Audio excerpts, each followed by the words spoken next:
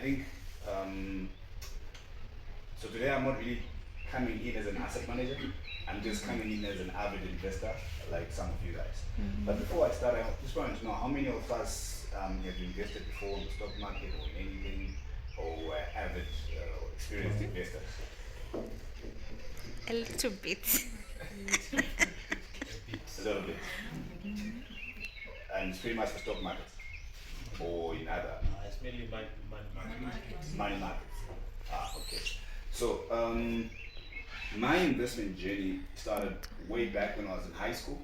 Like I was just sharing just now, I used to be the odd one out, so I would get the pink paper, and I would go to school with the pink paper because I used to be fascinated about anything business. So that's when my investment journey started, and that was back in 2000. Yeah. So I've been investing for more than 20 years now. I've lost some money and I've made money as well. So what I wanted to do today was just pretty much encourage each one of us to pursue this journey, because I believe it's a very essential thing to gaining financial freedom, right? So what I'm going to do is I'm going through my investment journey. What I'm going to share with you are some of the principles that I pretty much got as I was trying to find my feet. Back in the day, I never used to have anyone to really advise me on what to do, and I think back in the day, the internet was still starting, so it was pretty much hard to get a lot of investment information or direction on where to go. But I remember when I was doing my A levels, the first thing I could do back then when I was allowed to open a bank account was to set up a mutual fund with one of the pension funds that was there at the time. But unfortunately, due to hyperinflation, that's when I lost my money. So others would then be intimidated, then they'll think maybe investing is not something worthwhile, and then they exit for good. But one thing I then discovered as I was growing up and I was doing my studies was that one of the key things to financial freedom pretty much is the ability for money to work for you and not work for it. In Zimbabwe, I think we have had many challenges over the years, pretty much since 2000, where we have entered a lot of turbulent markets and people have lost a lot. So it has made us become very skeptical of investing and not understanding the core principles or the fundamentals really that drive this whole aspect called investing. So we've tried to micromanage and things and want to do things on our own, so that we kind of have some high degree of control, which is not bad, but it kind of like limits us, right? So one thing that I've learned over the years is that first of all, when you are embarking on the journey of investing, it requires discipline, right? When I speak about discipline, what comes to mind pretty much is your ability to stick to your plan, the ability to stick to your targets and to your goals, right? So the idea of investing is to say, over time, what do I want out of it? What does financial freedom mean to me, right? Then pretty much when you begin to describe what that is, then it begins to define which type of asset classes you pretty much are going to focus on and which ones fit your risk profile, right? So I think pretty much today we're just learning about the stock market, but it's just one small spectrum of the whole investment space, which I think hopefully you will get to know as we progress. So the aspect of discipline, I think where it starts from is after having defined what your investment goals are, the idea behind it is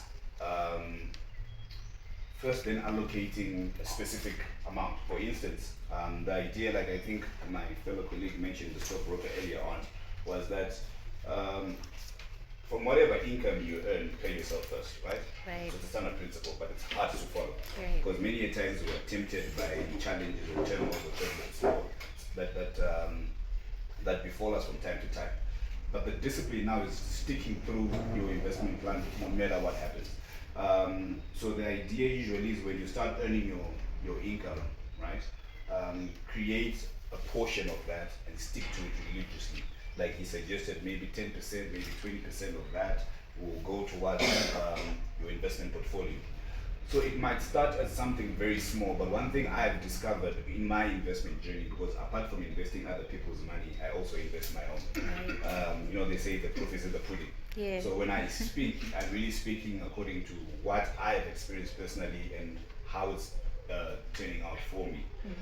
So one thing I discovered when I began to apply that principle of allocating a portion of my money, initially it felt very small and insignificant. For instance, I think back then I was a teenager, and having allocated $10, it seems like a lot of money for me at that age. But when you're now being told you might only make 10%, and you're like, $1. You have to wait 1 year to get $1. I mean, I can't survive off that. That's the first thinking, right? But I would like you to encourage all of you to scrap that, because that's not the basis when we start investing. The whole idea is we're putting aside a pot which we're going to use for a later date. So let me give you a few scenarios. For example, let's say I'm just off. I just finished high school, and I finished my university, and I just started working, right? So the idea is somewhere along the future I'm going to get married. Somewhere along the future I'm going to want to buy a house. I'm going to have kids. I want them to have a good education, etc. And when I retire, I need to have money that's going to take good care of me, because I won't be able to work for the rest of my life. Maybe I'm not the fan of working, so I'm looking at early retirement. So I want to maybe retire in my 40s or in my 50s. Then I can enjoy the rest of my life traveling the world, because maybe that's what I'm passionate about. So the idea now is to develop this fund where you begin to put money in. So I like to call it a savings account on steroids, because you're not just earning the general interest that you get from a bank, but pretty much you're getting more as your money grows. So today I make my $10, I put my $10 in. But the whole idea is every other month or every other week or every other quarter, depending on how I earn my money, I need to be putting money in this pot, right? And as that money begins to accumulate, slowly it begins to make sense. So what was $10 and I was making $1 was now $100, I'm now making $10. What was $1,000, I'm now making $100. What was now $10,000, I'm now making $1,000. The idea when you start initially is very discouraging, because it feels like you can't live off it, right? So the idea at the end of the day is to be able to create a fund where you are earning returns that are more than what you consume. So how wealth is created, from my experience now, is let's say I need $2,000 a month, right? The idea is I need to create a fund that can generate more than $2,000 in a month. So that will vary. Let's say maybe I'm saying if I'm estimating that I can make a 10% return per annum of my money, I'm pretty much expecting for 100,000 that becomes what, 10,000, right? But if I want $2,000 per month, I need $24,000 a year, correct? So what that means I have to do is, if my target is earning $2,000 per month, I need to have a fund of no less than $240,000.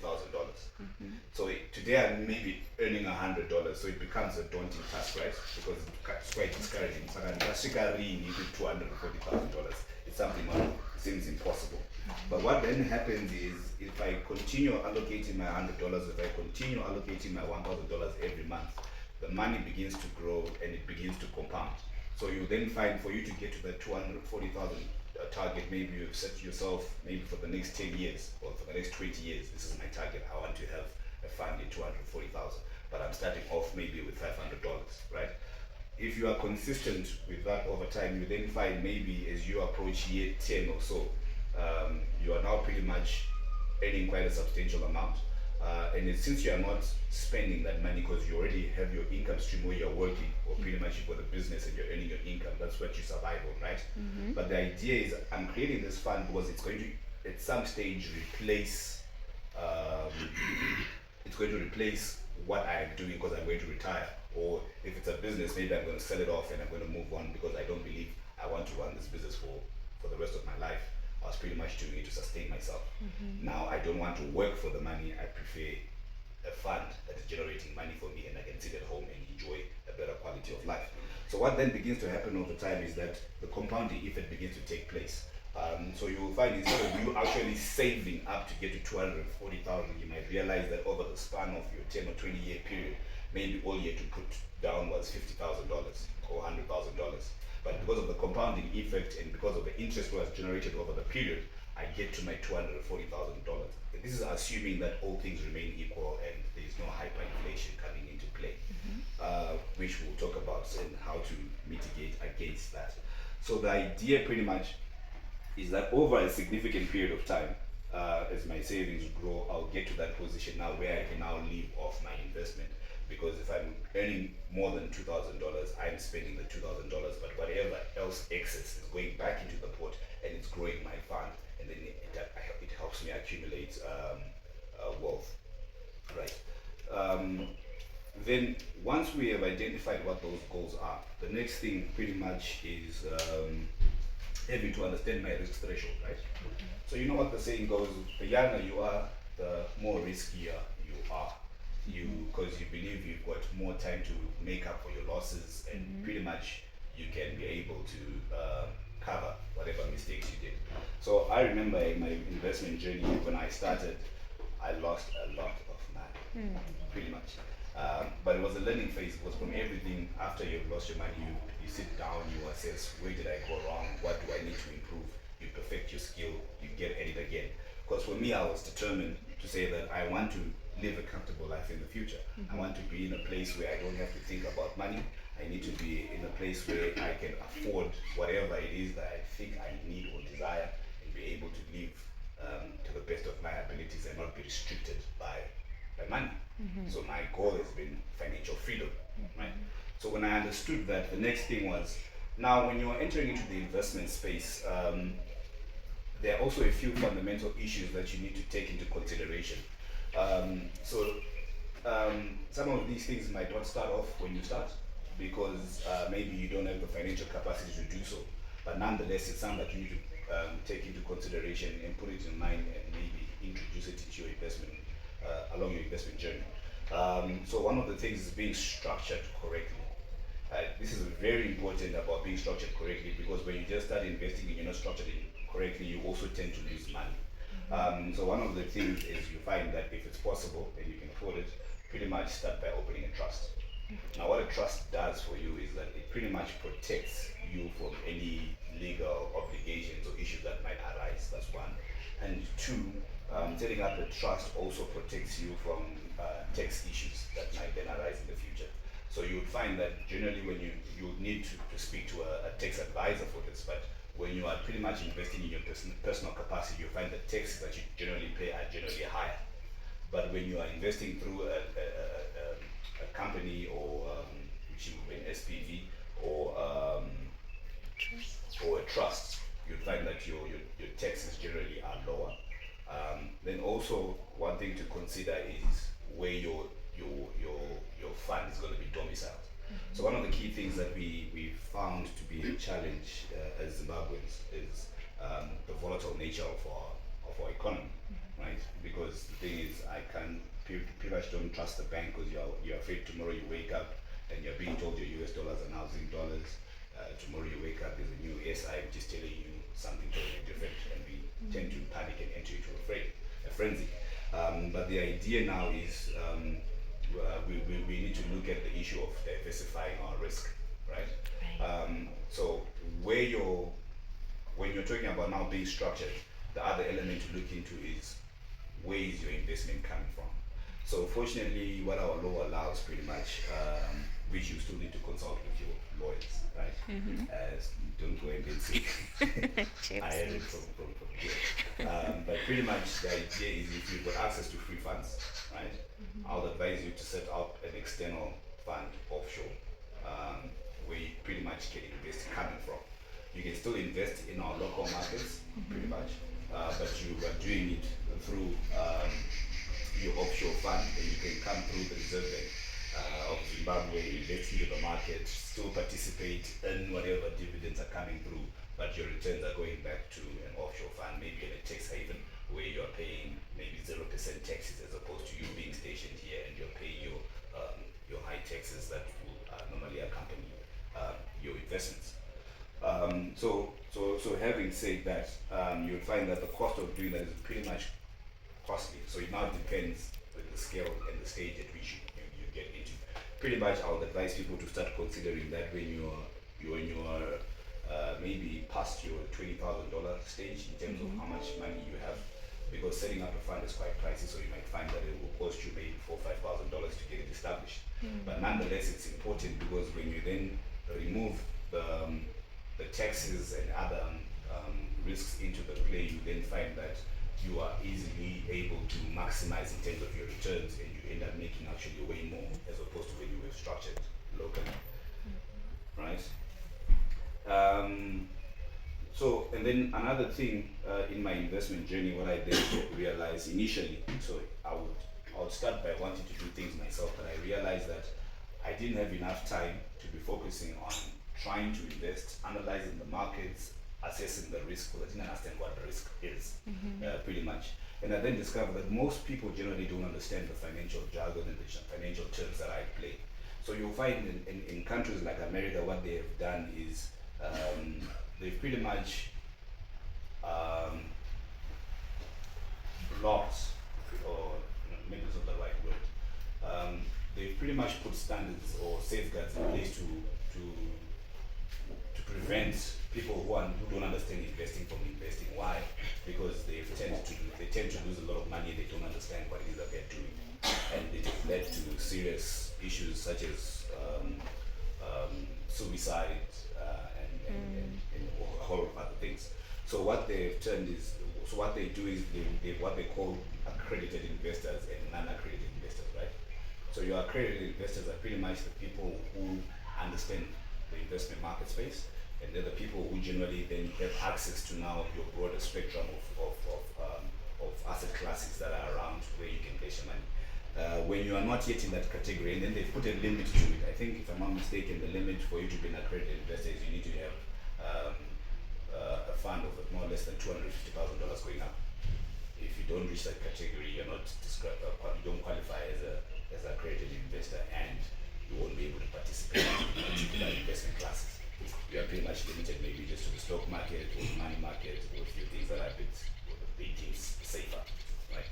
So in Zimbabwe we don't have that. So many a times I've actually seen and realized a lot of people try to micromanage this whole process of investing, and in so doing they end up losing money because you are losing professional advice you could have gotten by reaching out to people who probably understand it better, like the stockbrokers and us asset managers and stuff. So for me, I then discovered that it is important then to have your financial advisor at play, because you do have financial advisors in the market who are also regulated by the Securities Exchange Commission. Seek them out, open an account with them, sit down with them, and then they can advise you better on how to handle whatever it is that you have and be able to help you grow your money. You'll save yourself a lot of money because tentatively, if you don't understand what you're doing, you are going to lose money, and then you're going to think that investing is not a worthwhile investment. So you'll find, having understood what investing is over a period of time, I entered into the stock market and I started trading. Initially, I was also learning my way through, but I paid a lot of school fees because I was losing a lot of money. I didn't understand what I was doing. But as the years progressed, I began to learn the fundamentals, what was fundamental trading, price action, all those other things, being able to understand the balance sheet, being able to analyze it, break it down, understand the true value of a business, then being able to know which particular business to invest in. So it's a lot of work. And many times we take it for granted and we quickly just rush in because I'm just excited about the prospect of growing my wealth. But if you don't understand this, like Warren Buffett always used to advise, then go for the ETF, because the ETF pretty much does most of the work for you and you do not have to do a lot of work. And the chances of you losing money with an ETF are less. But the only difference maybe with an ETF is you might miss out on the windfalls that might arise in a particular segment of the market. So this is why you always need your financial advisor to be there to advise you on such things and be able to invest on your behalf. So what I want to do is encourage you to just go on the investment journey. because this works. I mean, for me, on a personal note, uh, over the past 3 years, just investing on the stock market alone, I've been generating returns of an average of about 60% per annum. So what she was saying that they say Zimbabwe Stock Exchange is one of the best exchanges in the market, it's true in the sense of the returns that you can generate. The more volatile your market is, the more chances you have or opportunities to have to make money. The volatility generally comes from the fact that it's not an efficient market. Like she said, um, there's a lot of manual processes that take place that go behind the scenes. We close at 1, other markets operate until 5, right? But in it creates, it comes up arbitrage opportunities which we can take advantage of. But now when you understand what it is that you are doing, like what my brother was saying here, where you know when to buy, you know when to hold, you know when to sell. Pretty much you can buy your shares and go to sleep and not fret about it, even if there's volatility in the market. You can capitalize on it because when you now know when to sell, you know when to exit the market, you know when to hold, you know when to come in back and buy. So as you constantly investing and applying these strategies, you then find that you do generate returns. Apart from the stock market, you then find that there are other asset classes. Maybe I wanted to just share that a bit more because I realized that maybe it wasn't spoken about a lot. So you do find when you enter into the investment space, we do have different asset classes. For instance, I think they spoke a bit on the ETFs and the REITs, but we also do have the money market, of course, and then we do have your private equity space. So your private equity space is somewhere where you are investing in non-listed financial assets. So for instance, it's a space where you can buy into an existing company, but it's not listed on the stock market. Sometimes you might find there are companies out there that are distressed. They're looking to raise capital in the market, but they are only allowed to approach 1 or 2 individuals who can then come in and buy that business and be able to grow it and make a profit out of it. Sometimes it's through mergers and acquisitions because there are companies that are wanting to merger and you can participate in that and then you're able to generate a return from that. Sometimes you're just buying a viable business that's already in existence, it's making good money, it's got a professional management team, it's churning out good profits because you've got the financial records for the past 3, 4, 5 years, and you can see the growth potential in that business. So you coming in and investing in that business, you actually are then going to generate dividends from that particular business and be able to also benefit from its inherent growth as it's expanding its horizons. Apart from that, we also, under the private equity space, we do have venture capital. So venture capital is something that is still very new in Zimbabwe. It's something that's not very much shared a lot. But we do have some funds which are being created. But generally, you never see these being advertised because generally your asset managers are the ones who create such portfolios, and then they tend to just receive money from pension funds, your high net worth individuals, or those that have access to them who then channel those funds into that space. So your venture capital, it's a very risky area, but it's something that also gives you good returns over time because when you enter in, when it's still at the inception stage, the probability of it succeeding are pretty slim, but once it does succeed, you're finding that you are making or generating pretty much maybe 500%, 1000% return over initial investment. Then when we go back to the REITs that were being mentioned as well, you would find that, so the REITs are only what is traded publicly. But actually in our market, you'll find that we do have real estate funds which are actually functioning, which are being run by asset managers as well, where you can tap into. Then they've got various investments that they're playing in that space. So you would find that depending on which asset manager you approach and which funds they have access to, there are different ones. So you will, some who have invested in your, I think nowadays you are finding a lot of townhouses naturally, right? You find a lot of investing or financing is really coming from asset managers and pension funds who are coming in, investing in that space, selling off the businesses, and they're making a good return out of it. I think on average you'd find your gross profit which is being generated from such structures is around 100%. Especially if it's done within a year, then it's 100%. But if it's done over 2 years, it breaks down to around 50% per annum, and maybe your net return coming out of there is probably in the north of between 20, 30, 40%, depending on the financial costs and the taxes that have to be paid in that investment. So you'll find that as you enter into the space and you're speaking to your advisors, they begin to open you up to a whole lot more options. I think one asset manager in Silverback, it started the what they call Mari Initiative. I don't know if you've heard about that. So it's one avenue where they came up with a structure to say, look, we believe that as an agro-based economy, there is still an ability to create wealth in cattle. So the basic idea around it is I'm investing in a kg of beef, which I believe is going to appreciate in value over time. So it also acts as a hedge sometimes, because maybe you are sitting on your Zim dollar and you don't know what to do. You don't want to go into the black market because you're breaking the law, but at the same time you want to preserve value. So what when they created that fund, you find that the idea behind it was I can pretty much just take my RTGs, go and buy kgs of beef, hold on to those kgs of beef, right? And then they will track the US dollar price of beef if it goes down or if it goes down. And when I do want to sell, they'll give me at a rate that is applicable at that particular time. So I begin to hedge my investment. Pretty much like what was happening when they introduced the gold coin. I think that was the whole idea behind it as well, where you can sell in, hold on to your zinc, and then be able to exit at a particular time. The only difference maybe is the holding period now. This is where I was talking about you having to understand what your investment goals are, your risks, and your investment plan. Because you might find maybe holding onto the zig is not a good idea for you, because the holding period I think is minimum of 6 months. But you might find with the Mari initiative, you're getting in even for a day or 2 days. I'm just I'm parking my funds for a while, and as soon as I want them, I can request for them and I can receive them at whatever rate it is at the time. So maybe like what we're experiencing now, where the rate has been moving significantly on a daily basis, you might be thinking, let me just park my Zim dollar in the short term.